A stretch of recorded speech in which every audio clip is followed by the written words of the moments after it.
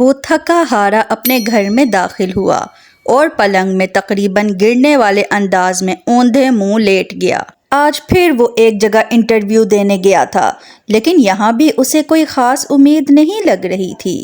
خرچے اژدہے کی مانند اسے نگلنے کو تیار تھے، جس سے بچنے کا کوئی راستہ اسے سجائی نہیں دے رہا تھا۔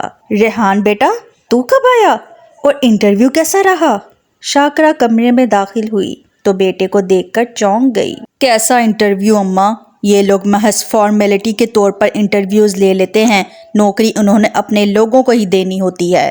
خواری تو ہم جیسے لوگوں کی قسمت میں ہے، ریحان نے اٹھ کر بیٹھتے ہوئے کہا تو لہجے میں زمانے بھر کی تلخی شامل تھی۔ ہائے ہائے، تیری پچھلی نوکری کے بھی کیا ٹھاٹھ تھے، پورا خاندان جلتا تھا، نہ جانے کس کی بری نظر لگی کہ اتنی شاندار نوکری سے نکال دیا۔ وہ افسوس بھرے لہجے میں کہہ کر اپنے خاندان کے ہی لوگوں کو کوسنے لگیں۔ ارے اماں، وہ سہانے دن یاد کر کے اپنا دل جلانے کا کوئی فائدہ نہیں، کھانا لے آؤ، بہت بھوک لگی ہے۔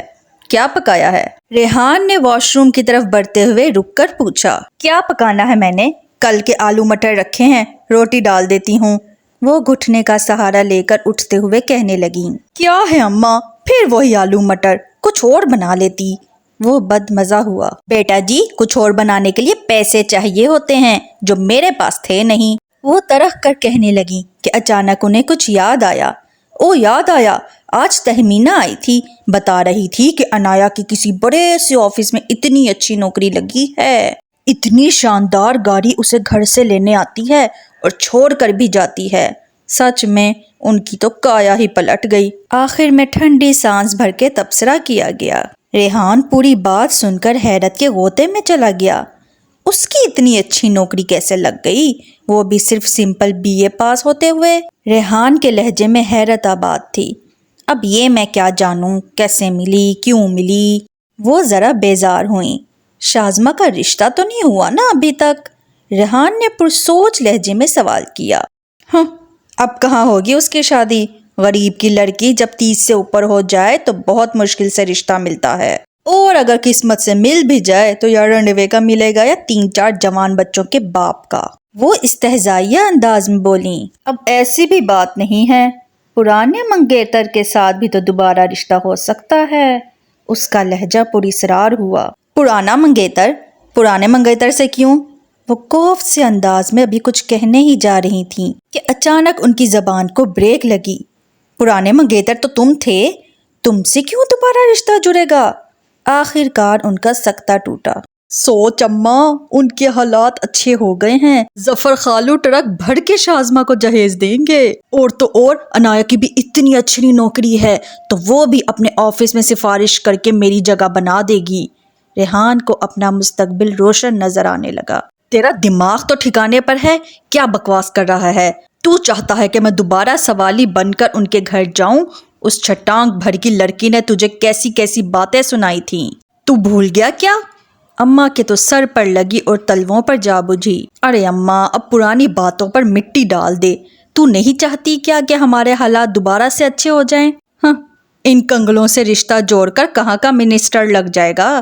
اماں نے ہنکارا بھرا۔ اماں، تم میری بات نہیں سمجھ رہی، عنایا کی نوکری کوئی چھوٹی موٹی نہیں ہے، شازمہ کی جس سے بھی شادی ہوگی، عنایا ضرور اس کی سفارش کر کے کسی اچھی جگہ اسے سیٹل کروائے گی، اور اس سے پہلے کہ کوئی اور اس چکر میں شازمہ سے شادی کرے، ہمیں ان سے دوبارہ رشتے کی بات کر لینی چاہیے۔ وہ کسی طور یہ موقع گنوانے پر آمادہ نہیں تھا۔ چل 1 منٹ کے لیے میں تیری بات مان بھی لوں تو تجھے کیا لگتا ہے کہ ظفر بھائی شازمہ کا رشتہ دوبارہ تجھے دیں گے کیا؟ کیوں نہیں دیں گے؟ جب میرا رشتہ جانے سے انہیں اپنی بیٹی کے چہرے پر خوشی نظر آئے گی تو وہ چٹکی میں حامی بھر لیں گے۔ شازمہ کے چہرے پر خوشی؟ لیکن کس بات کی؟ اماں تو جی بھر کر حیران ہوئیں۔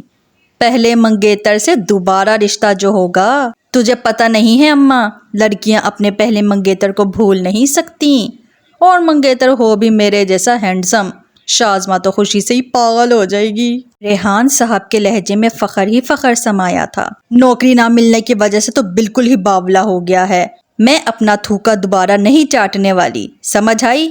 ہاں۔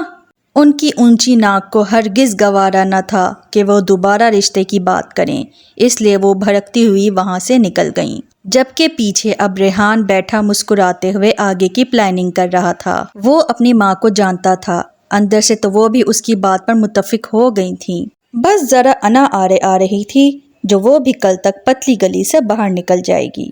آج کے لیے بس اتنا ہی، ملتے ہیں نیکسٹ ایپیسوڈ میں۔ اللہ حافظ۔